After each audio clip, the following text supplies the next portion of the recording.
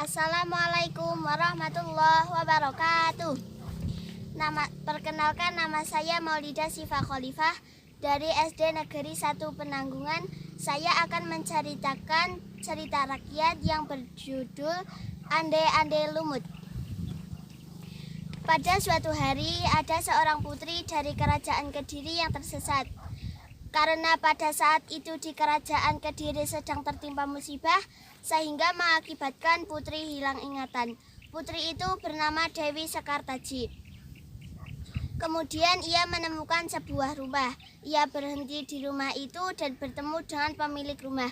Ia bernama Mbok Rondo Dadapan. Mbok Rondo Dadapan mempunyai 2 orang anak yang bernama Kelenting Abang dan Kelenting Ijo. Kedua anak itu kerjanya hanya berdandan dan bersolek. Kemudian Dewi Sekartaji meminta kepada Mbok Rondo untuk diizinkan tinggal di rumahnya. Mbok Rondo dan anaknya mengizinkan Dewi Sekartaji tinggal di rumahnya. Tetapi Dewi Sekartaji harus mengerjakan semua pekerjaan rumah karena pada saat itu Dewi tidak ingat siapa namanya. Mbok Rondo memberi nama Kelenting Kuning. Namun hari demi hari timbullah perasaan iri dari Kelenting Abang dan Kelenting Ijo pada Kelenting Kuning akan kecantikannya. Pada suatu hari ketika Kelenting Kuning hendak mencuci pakaian, tiba-tiba ada seorang kakek tua yang sedang terjatuh. Kakek tua itu ingin minum. Kakek itu diberi minum dari air sungai.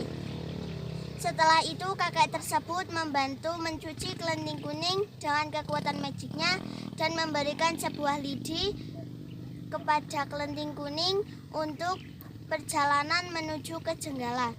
Beberapa hari kemudian terdengar kabar ada seorang pemuda dari Jenggala yang bernama Ande-Ande Lumut ingin mencari seorang istri.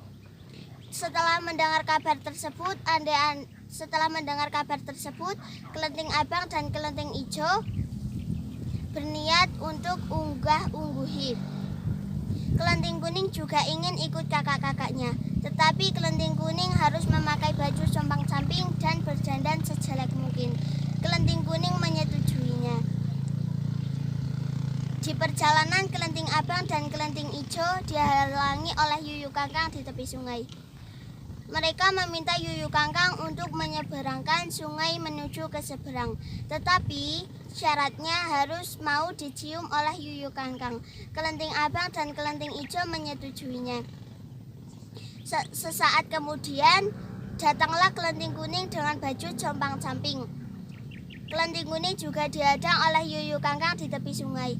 Tetapi Yuyu Kangkang tidak mau mengantarkan Kelenting Kuning karena Kelenting Kuning berbaju jelek dan berwajah jelek. Kemudian putri memukul Yuyu Kangkang menggunakan lidi yang diberikan kakek tua itu. Seketika berubahlah Yuyu Kangkang menjadi manusia. Ia adalah senopati kerajaan Kediri yang ditugaskan untuk mencari Dewi Sekartaji. Karena tidak dapat menyeberang sungai, Kelenting Kuning menyabitkan lidinya ke sungai. Seketika sungai membelah dan membentuk sebuah jalan yang dapat digunakan untuk menuju ke seberang. Setelah bertemu ibu angkat Ande-Ande Lumut, Kelenting Abang dan Kelenting Ijo mengatakan maksud kedatangannya.